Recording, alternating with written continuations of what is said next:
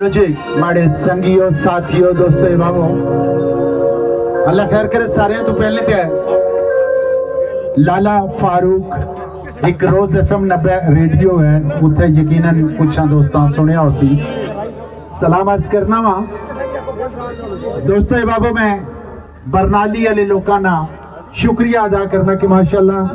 खूबसूरत गैदरिंग और खूबसूरत लोग खूबसूरत अंदाज नाल साढ़े को लिखा है और यकीनन असा इस खूबसूरती ना जवाब इससे सूरत देसा कि माशाल्लाह तुसा बेहतरीन किस्म की मौसीकी है जड़ी बेहतरीन किस्म ने गीत जड़े और यकीनन जिस वेले तक सुनना चाहो बिल्कुल असा सुनाने पर तैयार हमें दोस्तों क्या असा कि बड़े तहम्मुल मजाजी नाल बड़े प्यार नाल बड़िया मोहब्बतां नाल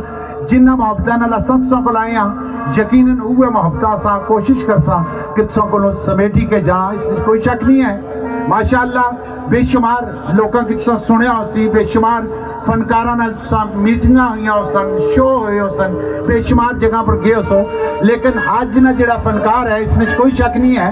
कि सिर्फ पाकिस्तान विच नहीं बल्कि बेशुमार ममालिक इन्हें अपने मुल्क ना और अपना ना बनाया और सारा सच्ची गल है कि तुसा दोस्ताना तुसा ना प्यार सी बिल्कुल जनाब माड़ी इस कोई ऐसी कवास नहीं है कि मैं छपावा या कोई ऐसी गल करा मैं दोस्तों की गल बना जिसका कि आज ना जो प्रोग्राम मैं ऑर्गेनाइजर ने जड़े मैं माशाल्लाह उन्होंने भी शुक्रिया अदा करना तुसा दोस्त चीदा चीदा जगह पर मिगी सारे ग्रां तो याद नहीं है गंजा याद है GT रोड तो जिले में आया सतान से ने गंजा में तो इस तो अगे बरनाली है मैं उन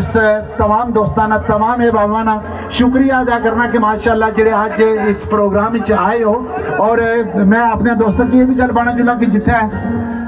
ये स्टेज पर जेडे आर्टिस्ट तकने हो सो माशाल्लाह इस कोई शक नहीं है ये नामी ग्रामी लोग जितने भी बैठे हुए माशाल्लाह आज अकरम राय साहब नाल इत्थे तशरीफ ले आए मैं इन तमाम अहबाब ना शुक्रिया अदा करना ये भी कोई ये ना समझे कि सिर्फ तुसा ने गां चाहन ये भी दुनिया ने कोने कोने च फिरी के आज बरनाली ने मुकाम पर तुसा दोस्ताना तुसा भैणा भरावां प्यार समेटने वास्ते आए हैं और यकीनन मैं अपने दोस्तों की गल आखसा कि बड़े तहम्मुल मजाजी नाल जेड़ा गीत सुनना चाहो बिल्कुल वो गीत सकी सुनाया जासी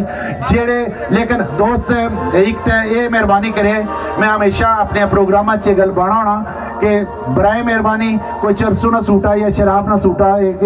मेहरबानी कर सो ये कोई ऐसा सिलसिला नहीं है वो होना चाहिए ना इस बारे कि तुसा ना भी ये ग्रां लेना भी जाहिर है कि इज्जत बेइज्जती ना मामला होना ये एक मेहरबानी कर सो और दूसरा तमाम दोस्तों की अगर आखसा कि फायरिंग तो प्लीज प्लीज परहेज करे कोई बंदा किसी किस्म नहीं कोई ऐसा शरारतबाजी जेड़े किसी दोस्त के कोई नजर आवना है क्योंकि असा बेशुमार शो किते बेशुमार लोगों ने प्यार पाया है और अज असा ये चीज चाहने कि तुसा दोस्तों को भी बरनाली वाले को